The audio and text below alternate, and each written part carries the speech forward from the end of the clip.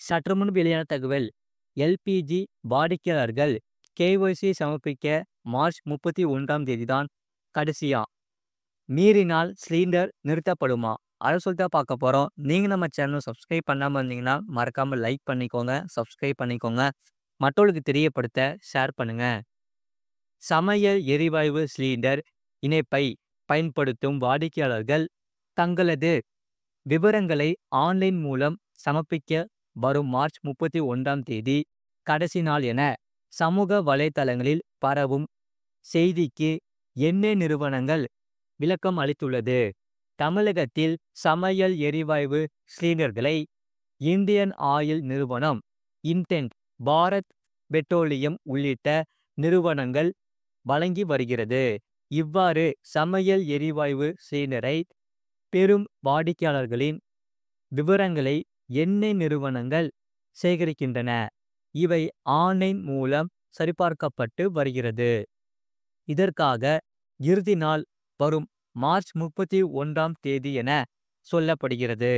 மேலும் இந்த நாளுக்குள் தங்கள் விவரங்களை தங்கள் கேஸ் ஏஜென்சிகளிடம் சென்று தெரிவிக்க வேண்டும் என சமூக வலைதளங்களில் குறிப்பிடப்பட்டுள்ளது.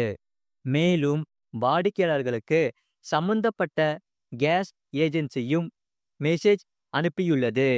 இது குறித்து எண்ணெய் நிறுவனங்களிடம் கேட்டபோது தமிழகத்தில் 2.10 கோடி சிலிண்டர்களை பயன்படுத்தி வருகிறார்கள்.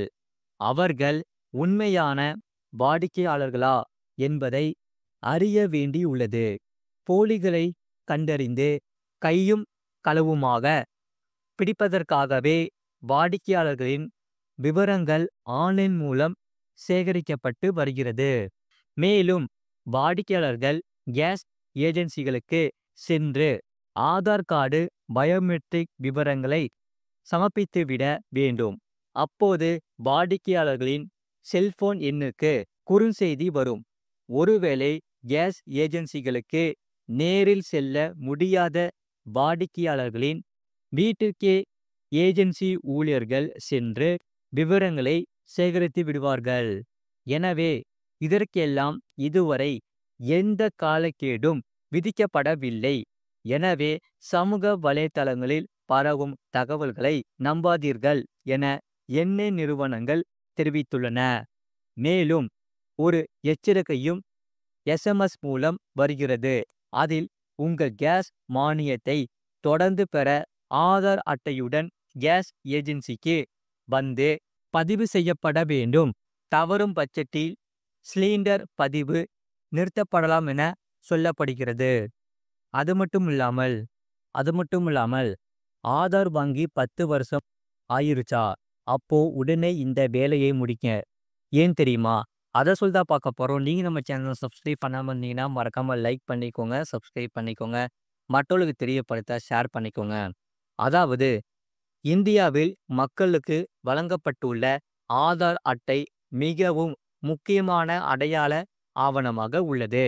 குறிப்பாக அரசு மற்றும் தனியார் நிறுவனங்களின் சேவைகளை பெறுவது முதல் குழந்தைகளை பள்ளியில் சேர்ப்பது, வங்கி தொடர்பான சேவை, லோன் எடுப்பது, புது சிம் கார்டு வாங்குவது என பல விஷயங்களுக்கு இப்போது ஆதார் அட்டை கட்டாயமாக்கப்பட்டுள்ளது.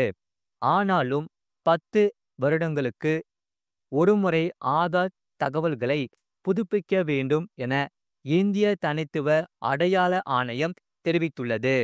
அதாவது ஆதார் அட்டை வழங்கப்பட்ட தேதியில் இருந்து ஒவ்வொரு 10 ஆண்டுகளுக்கு ஒருமுறை உள்ள ஆதார் தகவல்களை புதுப்பிக்க வேண்டும். இதன் மூலம் பொது அடையாள தரவு சேகரிப்பு மையத்தில் உங்கள் பற்றிய தகவல்கள் சரியானதாகவும் துல்லியமானதாகவும் இருக்கும்.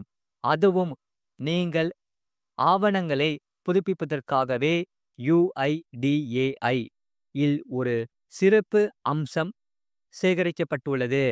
அதன்படி மை ஆதார் போர்ட்டல் அல்லது மை ஆதார் என்ற செயலியில் சென்று அப்டேட் டாக்குமெண்ட் என்ற அம்சத்தை பயன்படுத்தி நீங்கள் ஆவணங்களை புதுப்பித்துக் கொள்ளலாம் என்பது குறிப்பிடத்தக்கது. ஒருவேளை உங்களுக்கு ஆன்லைனில் ஆவணங்களை எப்படி புதுப்பிக்க வேண்டும் என்பது பற்றி சரியாக தெரியவில்லை என்றால், அருகில் உள்ள ஆதார் சேவை மையத்திற்கு சென்று ஆவணங்களின் நகலை வழங்கி ஆதார் அட்டையை புதுப்பித்துக் கொள்ளலாம். ஆனால் இந்த சேவையை மை ஆதார் தளத்தில் மட்டுமே இலவசமாக பெற முடியும். நீங்கள் ஆதார் மையங்களின் நேரடியாக சென்று புதுப்பித்தால் வழக்கம்போல் ரூபாய் 50 கட்டணமாக வசூலிக்கப்படும் என்பதை நினைவில் கொள்ளுங்கள். அதேபோல் சிலர் ஆதார் கார்டு வாங்கிய நாள் முதல் இப்போது வரை புகைப்படத்தை மாற்றாமல் இருக்கலாம். ஆனால் அந்த புகைப்படத்தை எளிமையாக மாற்றலாம். அதேபோல சிலருக்கு சிறு வயதில் எடுத்த போட்டோ என்பதால் அடையாளமே தெரியாத அளவில் இருக்கும். எனவே தங்களது ஆதார் கார்டில் சமீபத்திய போட்டோவை அப்டேட் செய்து பயன்படுத்த தோன்றும். இப்போது ஆதாரில் புகைப்படம் மாற்ற வேண்டும் என்றால் என்ன செய்ய வேண்டும், எப்படி செய்ய வேண்டும் என்பதை பார்க்கலாம். முதலில் www.uidai.government.in என்ற இந்த UIDAI அதிகாரப்பூர்வ இணையதளத்திற்கு செல்ல வேண்டும். இந்த இணையதளத்தில் முகப்பு பக்கத்தில் ஆதார் என்ரோல்மெண்ட் ஃபார்ம் பதிவிறக்கம் செய்து பிரிண்ட் அவுட் எடுத்து கொள்ளுங்கள்.